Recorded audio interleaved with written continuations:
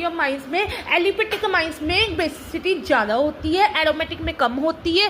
फिर उन्होंने बताया हुआ था इंडक्टिव इफेक्ट के बारे में कि वो कितने ज़्यादा इलेक्ट्रॉन्स है, कितने ज़्यादा इलेक्ट्रॉन है नाइट्रोजन एटम पे, कितनी इलेक्ट्रॉन डेंसिटी बढ़ रही है नाइट्रोजन एटम पे, और कितना वो पॉजिटिव चार्ज को रिड्यूस्ड कर रहे हैं सब्स्टिट्यूटिव अमोनियम आयन पर, स्टेबिलिटी बढ़ा रहे हैं। ये हमने पढ़ा इंडक्टिव इफेक्ट में, ठीक है। प्लस इफेक्ट कर हमने कहा कि टर्ची वाला ज़्यादा स्टेबल है सेकेंडरी से, देन सेकेंडरी वाला ज़्यादा स्टेबल है प्राइमरी से। फिर बताया कि टर्ची वाला ज़्यादा वीकर है सेकेंडरी से, फिर सेकेंडरी वाला ज़्यादा वीकर है प्राइमरी से। फिर उन्होंने सैल्वेशन इफेक्ट में हाइड्रोजन बॉन्डिंग, ठीक है, हाईली स्टेबलाइज हाइड्रोजन बॉन्डिंग के बारे में बताया हुआ। फिर वो amine can accept proton from water का बताया हुआ है। फिर tri methylene aniline plus effect hydrogen bonding, इसके ऊपर सारा बताया हुआ है। फिर उसके बाद उन्होंने बताया, मैं शॉर्ट में बता रही हूँ, एरोमेटिक माइंस वाले वीकर होते हैं हमारे, देन एरोमेटिक माइंस वीकर होते हैं देन अमोनिया से, क्योंकि अमाइंस एरोमेटिक अमाइंस हमारे वीकर होते हैं देन अमोनिया से, क्योंकि इसमें जो एनिलीन है वो 5 कॉन्ट्रीब्यूटिंग स्ट्रक्चर है, वो ज़्यादा रेजोनेंस हाइब्रिड है, वो ज़्यादा स्टेबलाइज्ड है, ठीक है। जो ऊपर वाले मैंने आपको 5 रेजोनेंस स्ट्रक्चर